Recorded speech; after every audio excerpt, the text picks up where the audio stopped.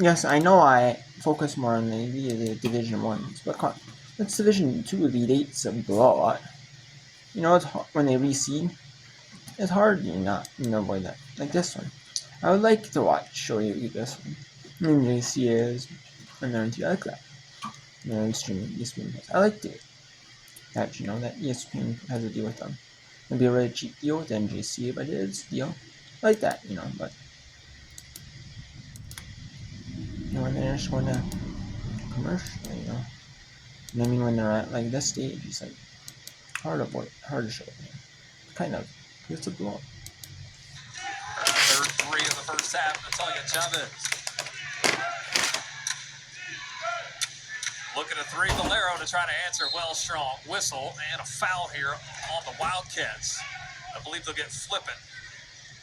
Too physical in the blockout. And in 750, 650 Central, 750 Eastern, or beyond, Marion Indian and or Iowa winner wins in NAIA, the women's basketball team. And that's what change. I'm going, that's probably gonna start Eastern, So, when that one, there's only 2 games on. I'm not gonna do whip round. So, well, let's see. The Grand Valley State University blows out Christian in 648. Doubles up Grand Valley State. Doubles up Christian. Triple are blowing out Northeast Oklahoma A&M. Inbounds. A chance to cut into the 4-point deficit. James from the baseline. It's good. And that is good for International. It looks like purple from that far out view. Almost kind of. And they cut it to 2. 34-32 Abilene Christian over Florida National. And we are at the media time. Chipotle, the 14 seed, up 20 on Northeastern Oklahoma A&M. The winner moves on to the second round. Chipotle will move on to the second round, barring some miracle comeback. The NJCA second round take on the 3 seed.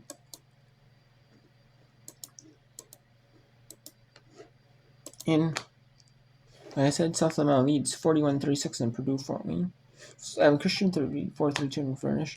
And the meeting 6:38 in the second quarter. Maryland Eastern sure looks like their season might end, today, because they are slow. They're not.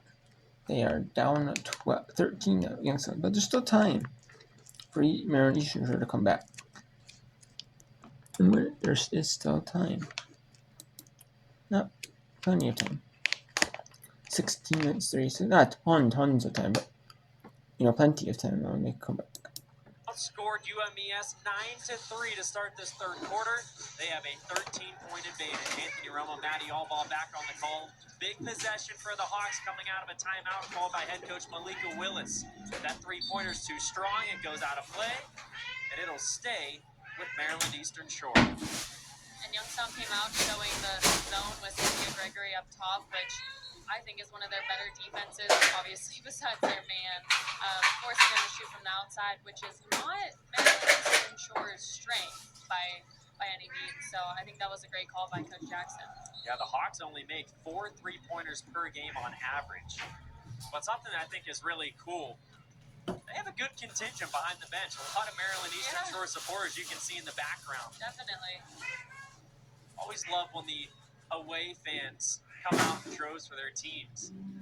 This could be the last game for some of the players on this squad. If they don't find a way to overcome this 13-point deficit in the second half. All inbounded to Khalees Hill. 5 on the shot clock. Penguins forcing another 3. That one is up, and it is good. Desi Taylor with her team leading 47th three-pointer of the season. That is the first perimeter shot to go down tonight for Maryland Eastern Shore.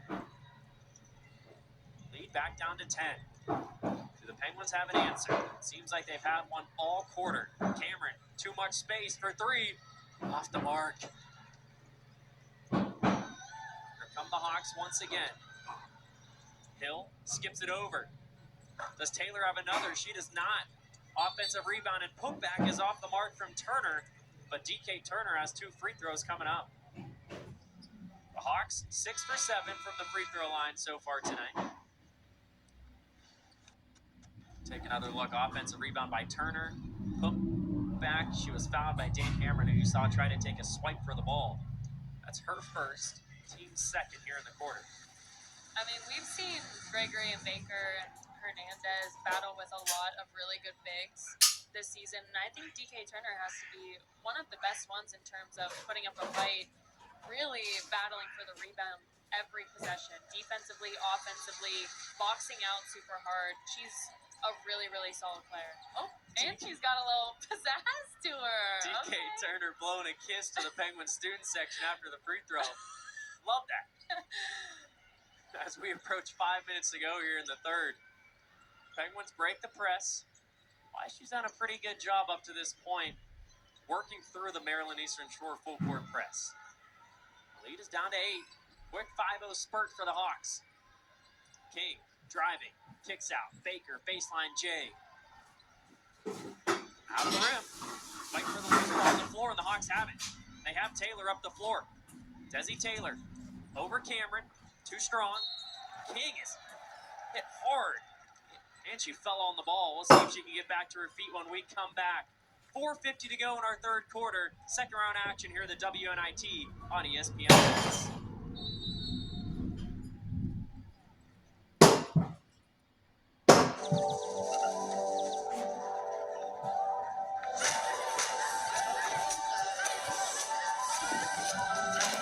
And so the only one on right now is Shifunoki Sogome and Chipotle. So we'll go to it. Made, and to me, the one is. But we have the Urban Edge Network now. That is the NAIA. Let's watch it.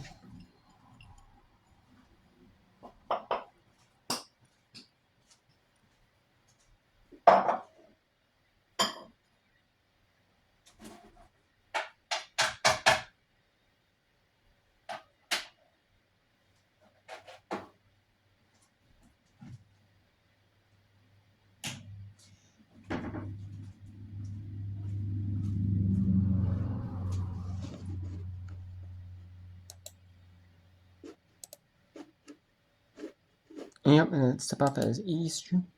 7 local time in Tyson Spencer and Susie. I thought so.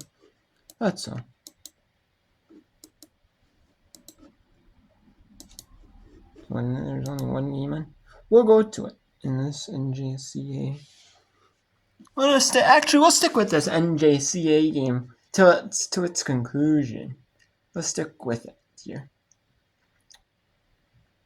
Yeah, the NJCA some shine. Normally it's only Division 1.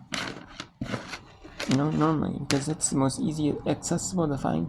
Division 2 might be on school websites or, stuff like that. But I like that, and I like that the NAIA has a free streaming service.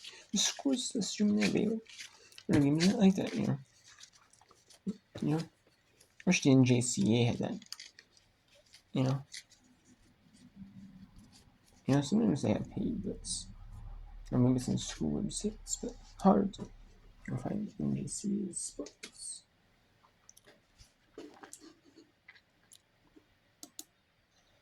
Yeah, she plays a little bit bigger because she has so much length. More of a defensive player right now at this point in her career than offensive. Good free throw touch. Gives some depth to this Chipotle squad that is looking like they will advance in the next 3 minutes and some change. Another foul here will stop the clock. 7 on the shot clock is reset to 20 and 3:19 on the game clock.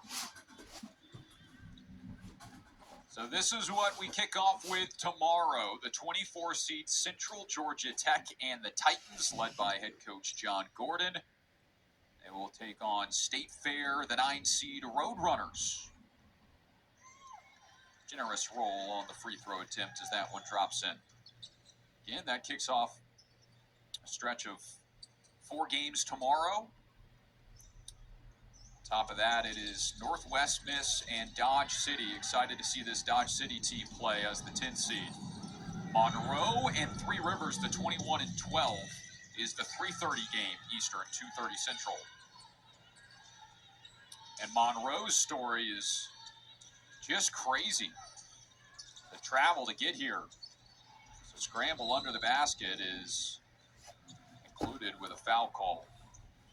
They were stuck in New York for a while after that plane crash at LaGuardia. Ended up having to wait, then fly all the way down to Houston. Finally got into Houston, had to rent a car and get through that, and the bus ended up getting stuck in traffic. They did not get in until about 10 o'clock last night. Missed their practice window and had to practice this morning. And it worked out. They get a whole day to rest. Correct. And watch the games on ESPN Plus. Could you imagine if they were one of these seeds and had to play today? Oh, that would be poor planning. Unfortunately, they had to get here a day earlier. But sometimes you can't always plan for those things. It was not poor planning at this point, but they would have wanted to get here a day earlier like they planned on doing it like they did. Loose ball scramble held onto by Howard, and she'll put it up and in.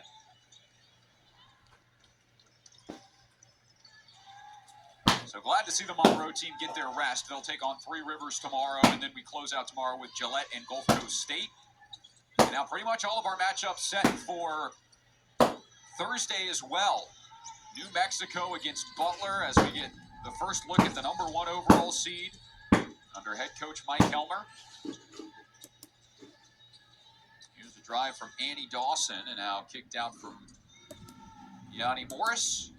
Offline, and the rebound goes to Salim Mulder.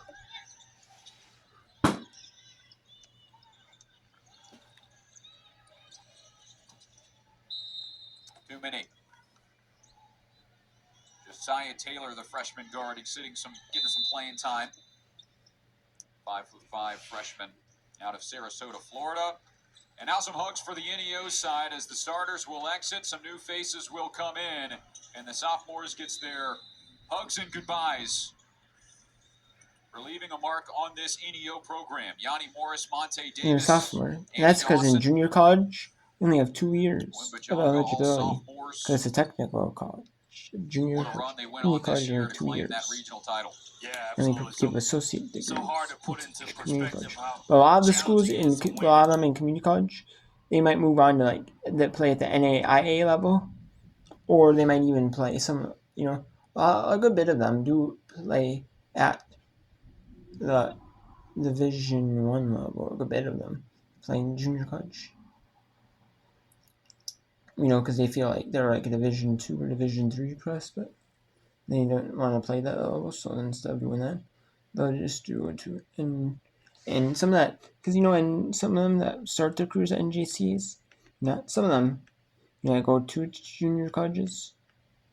They don't count the eligibility. Sometimes it's kind of weird how it works. Like I know, Hina Tonga from Minnesota. She was Division 1 and played at junior college. Then came to Minnesota. That junior college year did not count. So it's kind of odd, But I think what they're trying for is that you get 4 years at NCAA school, 2 years at junior college level. They were petitioning for that.